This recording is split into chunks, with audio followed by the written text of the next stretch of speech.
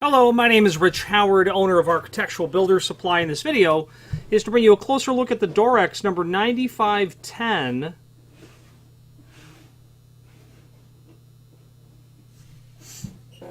hinge reinforcing plate.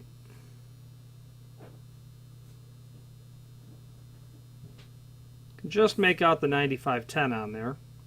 So the 9510 is one of three models of hinge reinforcing plates from Dorex. And the 9510 is unique in the sense that its offset is what differentiates it from the other plates. And in fact, all three of the plates are the same length, width, thickness of material, the location of the holes for everything, the mounting holes and then the holes for the hinge. And the only thing that changes is the inset or the offset of the plate, the H dimension according to the link to the catalog brochure cut page down below. It has a 3/32 of an inch offset is what this is. So 3/32, so about 0.097. Let's take some basic dimensional properties of the 9510. Overall length 7 15/16. Okay. Overall width 1 3/16, the A and the B dimension. Okay. Now,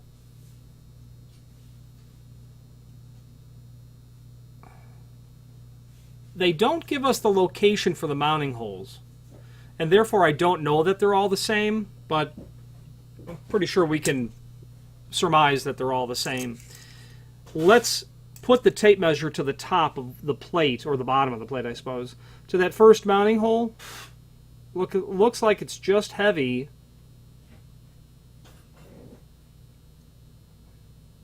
I'd say you're about 11/32 of an inch is what I would guess. The second hole, the one nearer to the plate itself, I'd say that'd be 1 3/16. I would also say that these holes are also 10/24. But let's be double sure of that. Let me grab a screw and we'll test.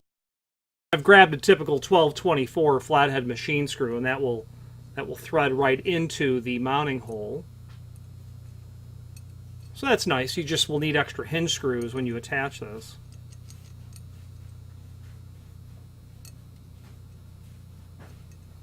Okay, so 12/24 is going to be the thread type on that.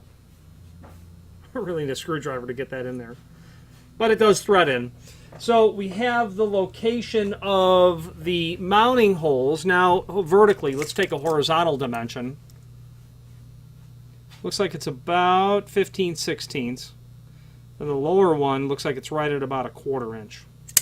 Now, the location of the screw holes, those are defined on the product brochure, the cut sheet down below, so I won't give you those dimensions, because you can look at them on the page, but also they're a template pattern, meaning if you have a standard weight or a heavyweight 4.5 inch tall hinge, regardless of the width, if this is aluminum storefront, you could have 4.5 by 4 hinges, 4.5 by 4.5, 4.5 by wide throws then at that point, 4.5 by 5, 6, 7, 8, I think also.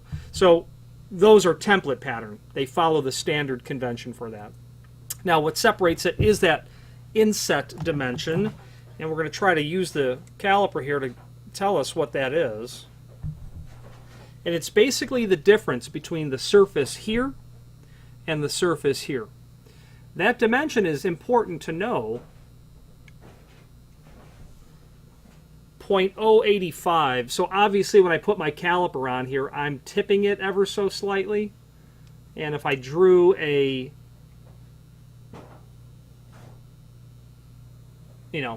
depends on how much you tip it. And plus that steel is not perfectly flat here. But rest assured, the dimension from this area to this area is the H dimension, which is 3/32 of an inch. 3/32 of an inch is going to be 0.097, maybe? 1 divided by 32 times 3. 0.094 is what it is. Now that dimension's really important to know because When you take that offset, that 3/30 seconds, 0.094, you add the material thickness of your frame, that's going to be how thick your hinge needs to be. So if your frame, if I was dealing with a hollow metal installation, so in my area of expertise would be in hollow metal. So I can tell you that if you had a 16 gauge hollow metal frame, that's going to give you a decimal thickness of 0.0625, so basically a 1/16 of an inch. So if you took your offset of the 0.0094, you're going to come up with 0.1565. Okay, that's going to be about 20 thousandths thicker than your standard weight hinge. So my guess would be that you're probably going to use this plate with a wall thickness that's greater than 16 gauge. And this plate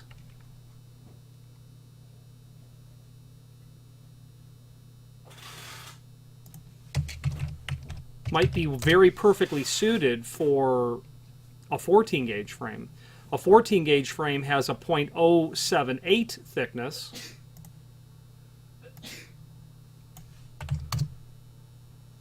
And it's not perfect. 0.078 plus the offset is 0.172, so you're about 20 thousandths heavy. The point is that you might need to pad this off a little. You might need to alter the offset ever so slightly, which we've done in the past to get the hinge completely straight.